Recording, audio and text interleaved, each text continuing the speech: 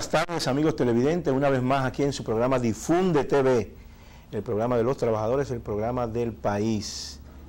Lunes 20 de agosto, un mes como que va rápido, porque hoy iniciaron las clases, empezaron los tapones, la gente al grito, hay que salir 1 o 2 horas antes de su casa, porque de lo contrario, usted va a llegar tarde a todos sus compromisos.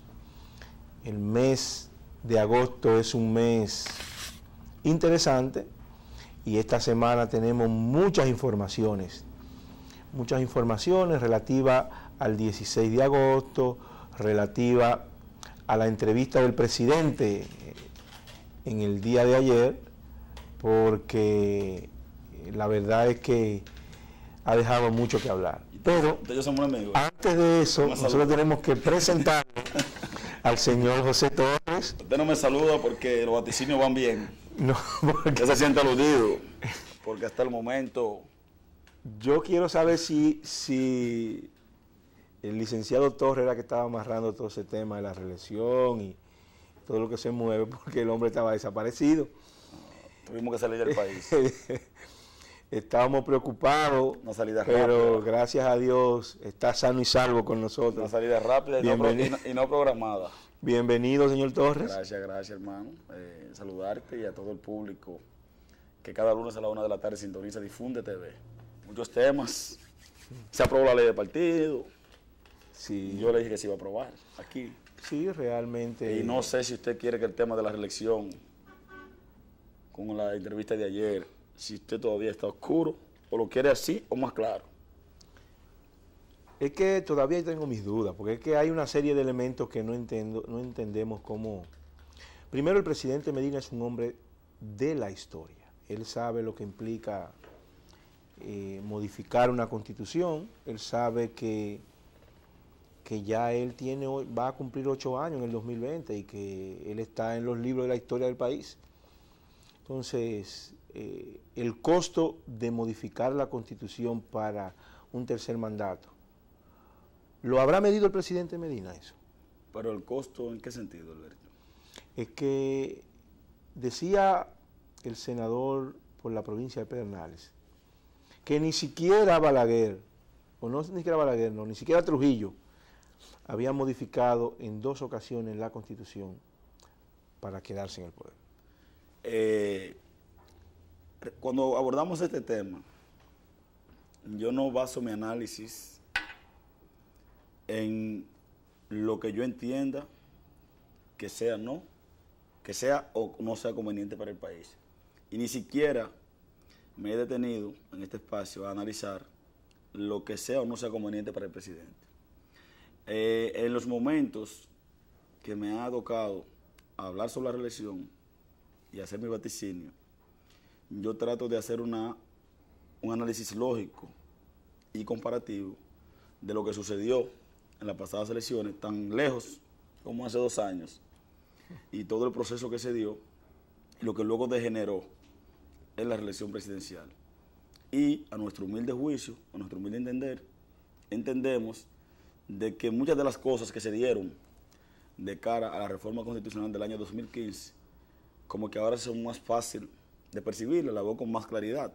Y el hecho de que en la entrevista de ayer el presidente manifestara de que va a referirse al tema de la reelección en marzo y de que es un tema que ya se discutió, es algo novedoso. ¿Usted sabía eso? De que ya eso se había discutido al interno del PLD en el comité político.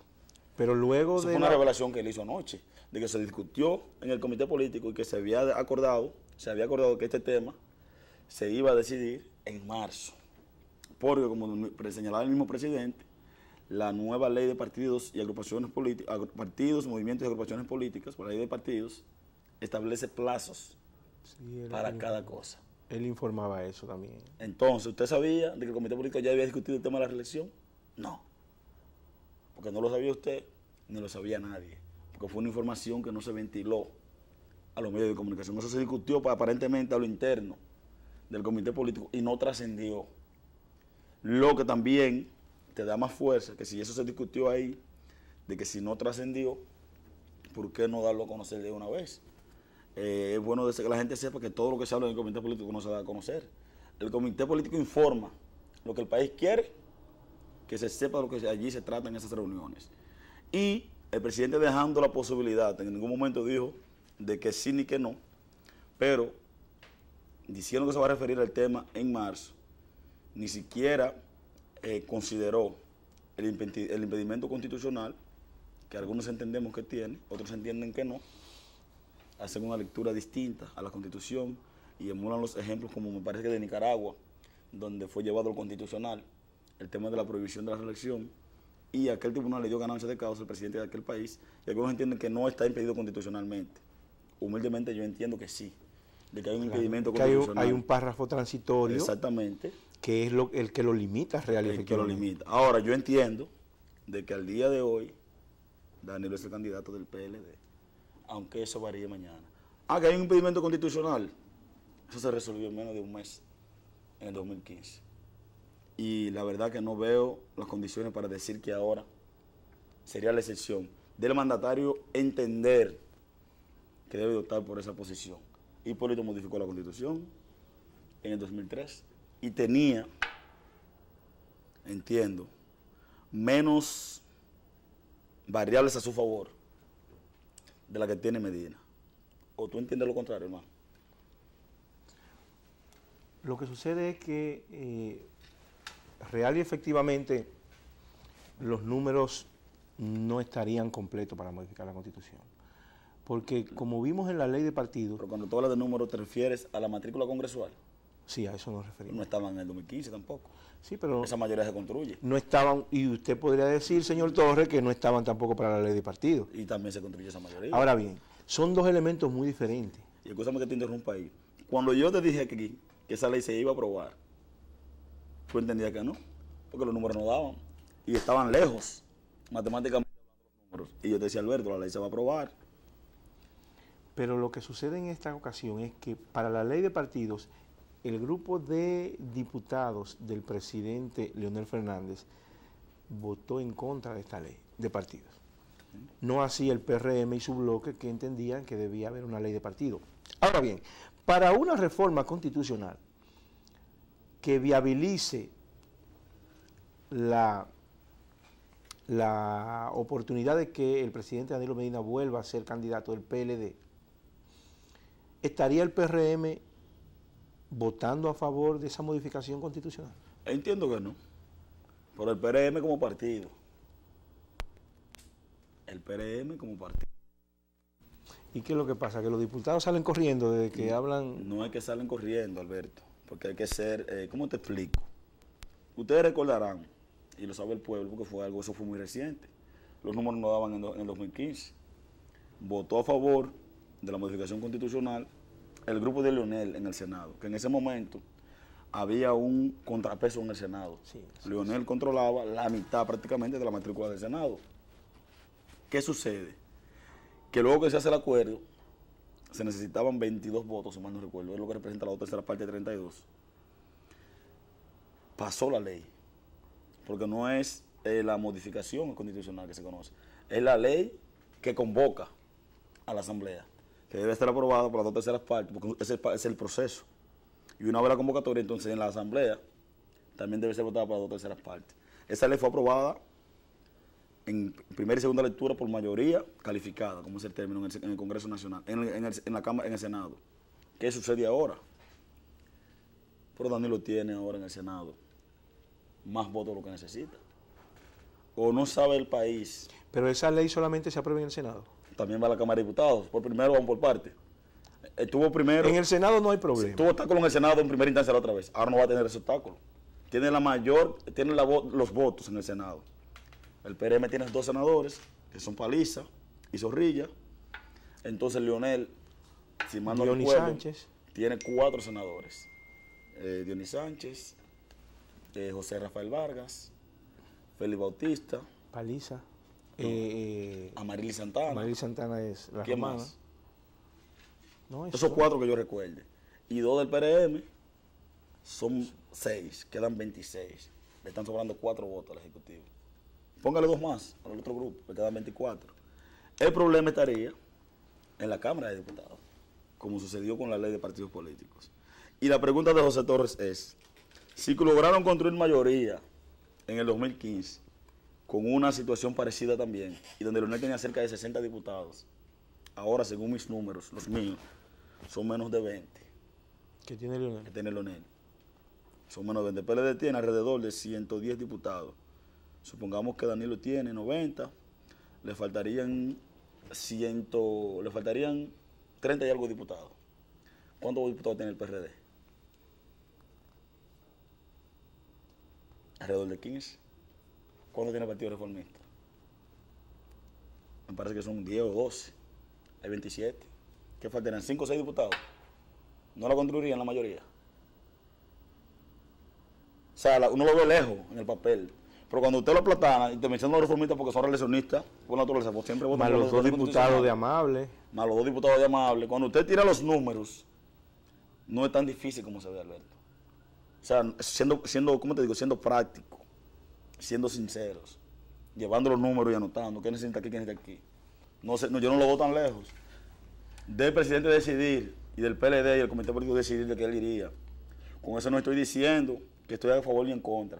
Estoy tratando de hacerte un análisis lógico, sincero y práctico. Para mañana no estar aquí. ¿Cómo lo lograron? Te estoy anticipando qué podría ocurrir, como te anticipé que iba a ocurrir con la ley de partidos, y como anticipo que si el presidente decide hoy que va a la reelección, en un mes le buscarán el bajadero, ya sea por el Constitucional o sea por el Congreso Nacional. Bueno, vamos a ir a una pausa, pero cuando regresemos vamos a hacerle 2 preguntitas al señor Torres, que hoy vino duro y curvero. Señor Torres, luego de la pausa usted nos va a analizar, ¿dividiría una posible reelección del presidente Danilo Medina al PLD y ganaría las elecciones el presidente Medina de ser candidato por el PLD a una nueva repostulación? Esto cuando regresemos después de la pausa.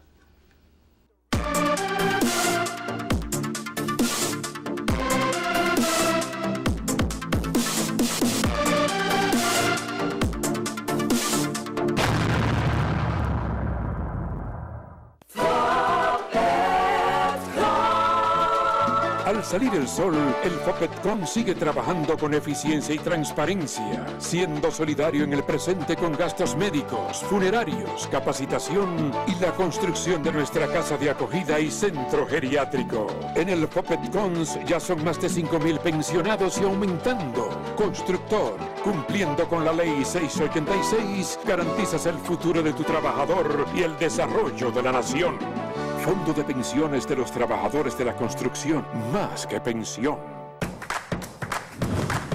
Este es uno de los centros más modernos y más grandes que tiene la comunidad ahora mismo. Impacta a la comunidad un 100%. En los gobiernos del presidente Medina, la provincia de Santo Domingo ha recibido 3.451 nuevas aulas con un impacto extraordinario en la economía familiar. Las madres solteras y los padres trabajan en su mayoría. Ellos van a tener la oportunidad de que estén aquí desde las 8 de la mañana hasta las 4 de la tarde. Los estudiantes reciben clases, uniformes y alimentación en jornada escolar extendida completamente gratis. Este centro se ha dedicado a preparar jóvenes y estudiantes para un futuro mejor. Muchas personas quisieran estudiar aquí por la gran educación que tiene. La finalidad es tener un sistema cabalmente incluyente y con calidad, pues como ha manifestado el presidente Danilo Medina, la educación es el otro nombre de la libertad. Ministerio de Educación. Si reportas una enfermedad o accidente laboral y es calificado como tal, recibirás una cobertura de un 100%. Administradora de Riesgos Laborales. Prevé, protégete, reporta.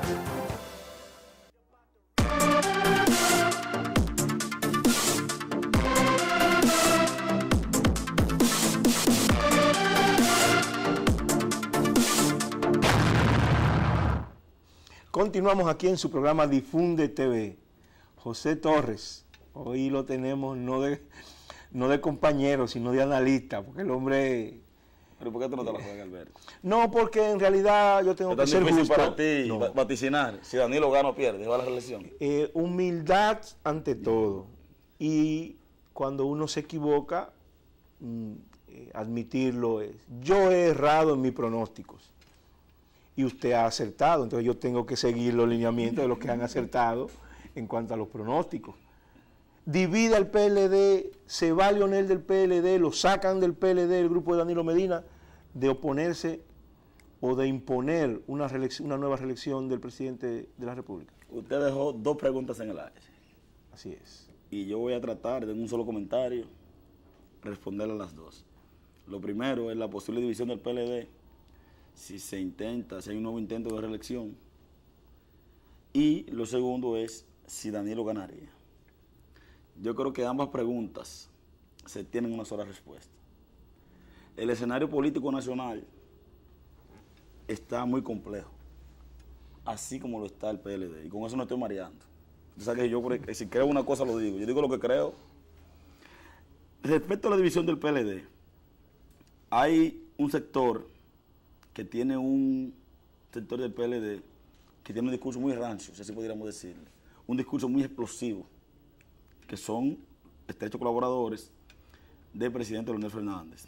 Y hay otro sector del licenciado Danilo Medina, que tienen un discurso también explosivo, que podríamos decir que es defensivo, en el sentido de que al surgir los ataques del sector de Danilo, encabezado por Franklin Almeida, podemos decir nombre, que inclusive llegó a decir, se atrevió a decir, que la única oposición que tiene el gobierno del presidente Danilo Medina son los leonelistas, cosa que nosotros la sabemos, pero que es raro ver un miembro del comité político diciendo que el propio PLD le está haciendo oposición al PLD.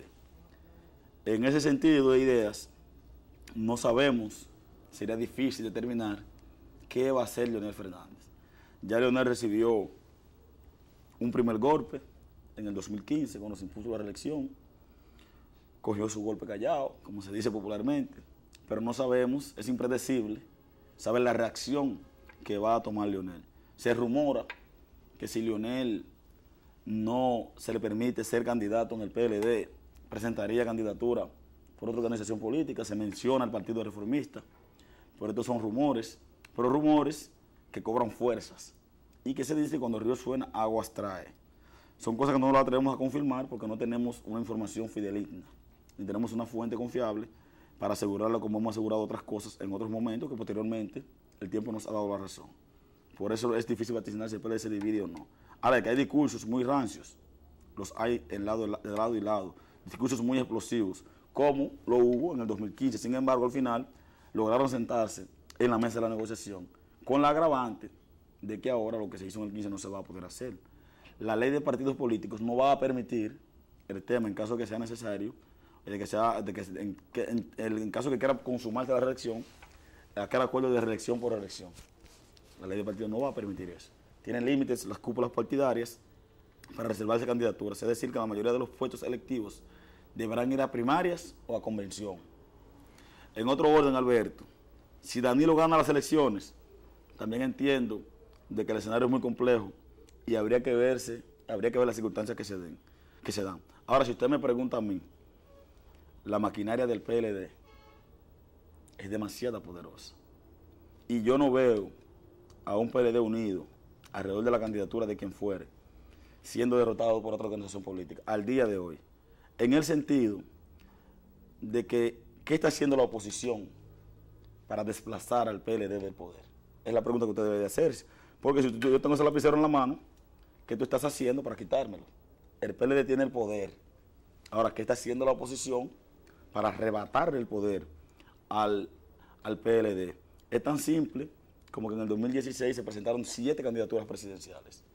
Y una oposición dividida, una oposición donde hay opositores sirviendo de quinta columna al oficialismo, evidentemente que si el PLD va unido, humildemente entendemos que pese a la complejidad del panorama electoral dominicano actualmente, necesariamente el PLD podría imponerse en el 20 con cierta facilidad, a menos de que no se produzcan algunas de las situaciones que antes hemos señalado y de que no haya una unión monolítica de la oposición y de que la oposición comience a jugar su rol, no cacarear por cacarear, sino hacer una oposición constructiva, una oposición basada en propuestas, porque ya la gente está cansado de que todo lo que hace el otro es malo y todo lo que yo hago es bueno. No.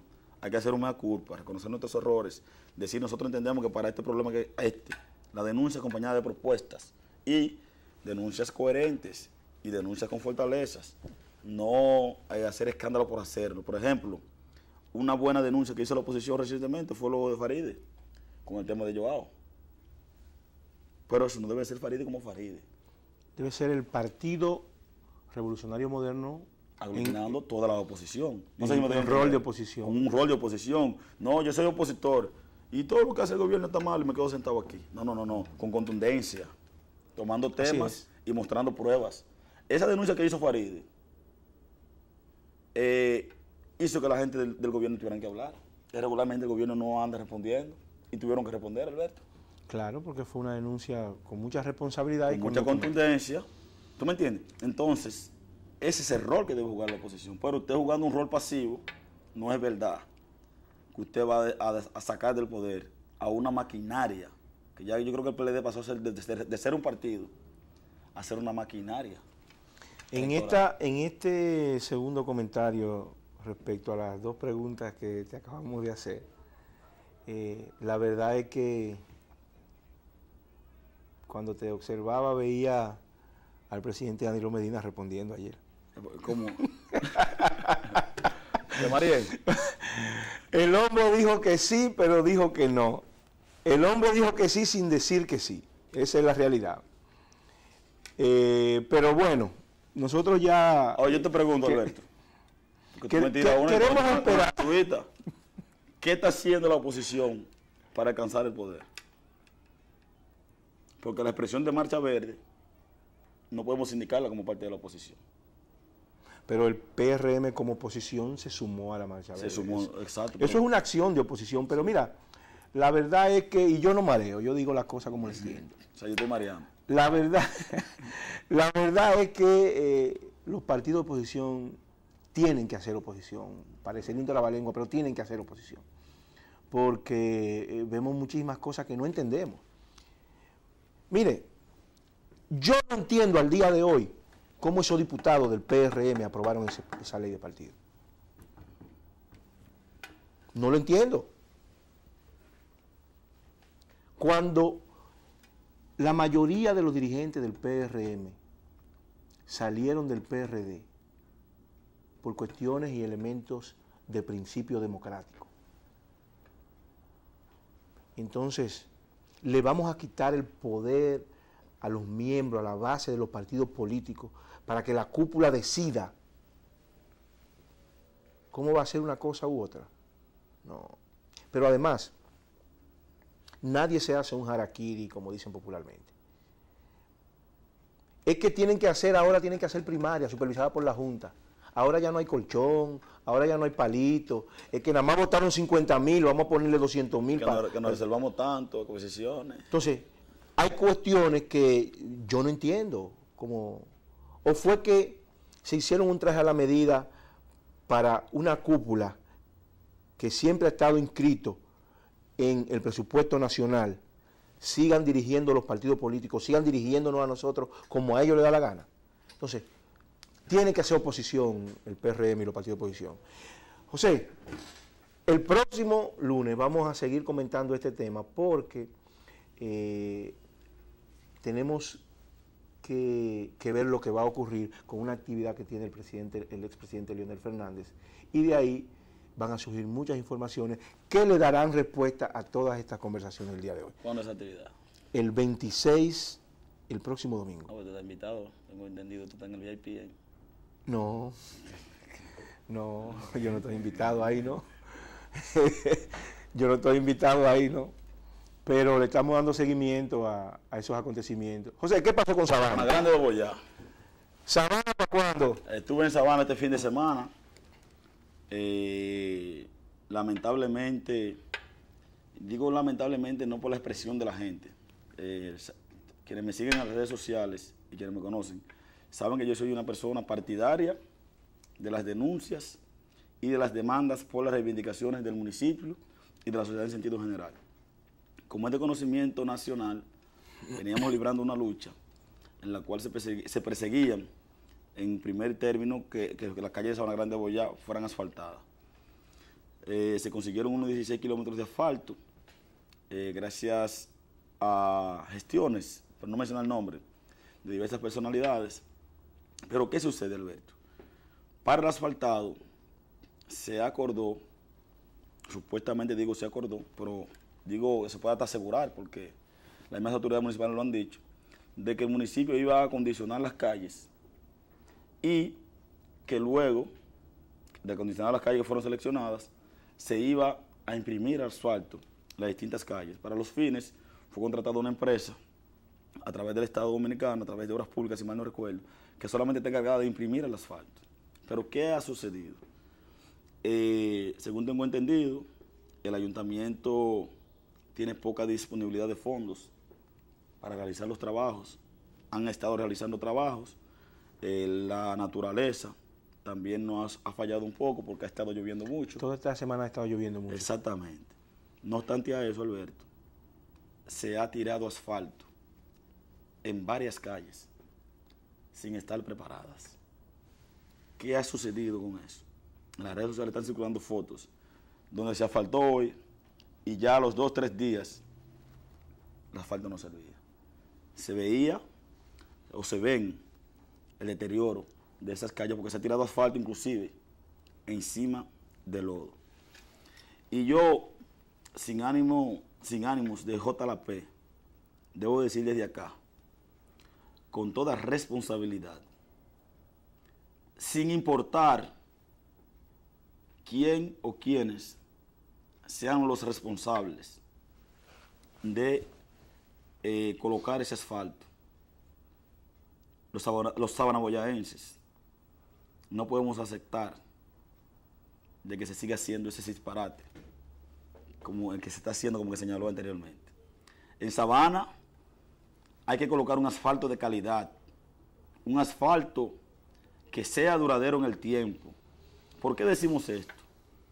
Los 3 kilómetros que desgraciadamente Alberto te ha tocado transcurrirlo, que son los que unen el tramo carretero Sabana, la autovía, fueron imprimidos y antes de los 3 meses eso estaba vuelto un desastre.